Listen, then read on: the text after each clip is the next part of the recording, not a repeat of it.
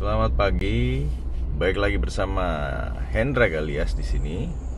Kali ini gue akan membahas sedikit mengenai Apple CarPlay ya, yang ada di Omoda i5. Jadi Omoda i5 itu sudah ada Apple CarPlay dan Android Auto. Jadi keduanya sudah bisa dipakai, bahkan Apple CarPlay-nya pun sudah wireless ya. Android Auto juga sudah bisa wireless, bisa juga pakai kabel. Nah, di sini ini tampilan dari Apple CarPlay-nya ya. Ini sementara jika kita pakai. Nah, ini kita bisa juga membuat satu layar saja gitu ya. Misalnya hanya Spotify saja atau hanya map saja. Itu bisa layaknya Apple CarPlay pada umumnya gitu ya. Tetapi yang jadi masalah yang akan saya bahas adalah terkadang Apple CarPlay dan Android Auto dari Omoda i5 itu terkadang susah untuk dikoneksi. Nah, ini gue nggak tahu apakah mungkin memang masih harus diupdate kembali softwarenya dan lain sebagainya. Karena info sementara ya, kalau software ini bisa diupdate. Nah, tapi nanti gue akan dihubungin oleh pihak dari service center, tapi sampai sekarang belum dihubungin ya. Kemarin di service yang pertama belum bisa update karena ternyata software update-nya ada di cabang yang lain. So gue harus masih menunggu untuk update-nya. Nah, tapi yang pasti di sini yang akan gue bahas adalah gimana caranya kalau misalnya Apple CarPlay ini tidak terkonek atau susah connect. Nah, caranya gimana gitu ya. Nah, biasanya yang sudah misalnya kita masuk mobil, kita nggak bisa connect nih. Biasanya yang gue alamin adalah gue udah coba pakai manual pairing Bluetooth dan lain sebagainya. Biasanya Bluetoothnya udah connect tapi Apple CarPlay-nya ini nggak mau kebuka. Itu biasanya permasalahannya. Nah, biasanya yang gue lakukan adalah gue akan restart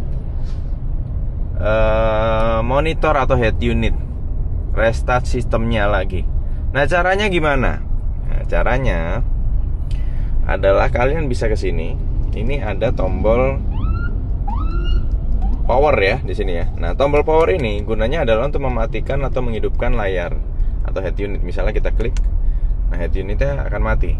Nah, kalau kita klik lagi, head unitnya akan menyala kembali. Nah, tapi jika ini ditahan, misalnya kita tahan beberapa detik ya, estimasinya mungkin sekitar 10 detikan. Nah, nanti mereka akan merestart ulang. Omoda i5 akan merestart ulang head unit ini. Nah, ketika head unit ini sudah terrestart, nah biasanya Apple CarPlay-nya akan mudah terkoneksi. Begitu juga dengan Android Auto. Nah, sekali lagi, jika kalian pengguna Omoda i5 mengalami head unit yang nyangkut nggak bisa connect Apple CarPlay, kalian bisa tekan tombol start yang ada di sini atau restart. Nah, ini selama 10 detikan lah kurang lebih ya, kalian tahan aja. Nah, nanti kalian bisa restart head unit yang ada di sini. Dan biasanya ketika sudah di restart, ini nanti akan mudah terkoneksi kembali seperti ini ya. Nah, so sekali lagi, ini adalah salah satu trik jika kalian mengalami kesulitan dalam mengkoneksikan Apple CarPlay pada Omoda i5. Kalau udah restart sih biasanya langsung terkoneksi Apple CarPlay dan Android Auto-nya. Secara interface pun keduanya hampir mirip sebenarnya ya, antara Apple CarPlay dan Android Auto.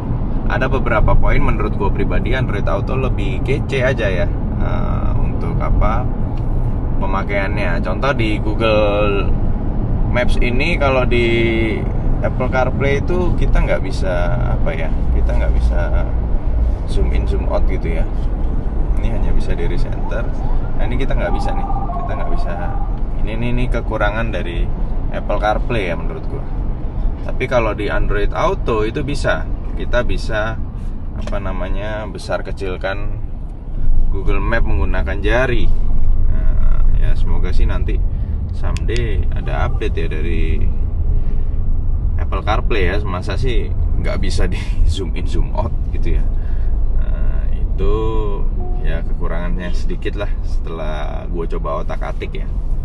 Tapi kalau di Android Auto lebih oke Google Maps-nya, interface-nya seperti itu. Tapi karena gue lebih sering menggunakan Apple, jadi gue masih pakai Apple CarPlay aja. Oke, so itu adalah penjelasan singkat pagi ini mengenai sekali lagi Android Auto dan Apple CarPlay. Ini sekarang kita lagi ada di jalan tol, lagi merambat merayap lancar ya. Ini pagi ini seperti biasa aktivitas orang-orang berbarengan, dan tentunya kita juga lagi pakai adaptive cruise control ya. Jadi ini sangat nyaman sekali kalau udah pakai adaptive cruise controlnya dari Omoda. Itu kita udah tinggal standby rem aja lah ya, kecuali lagi berhenti seperti ini ya, seperti penjelasan kemarin di video yang sebelumnya.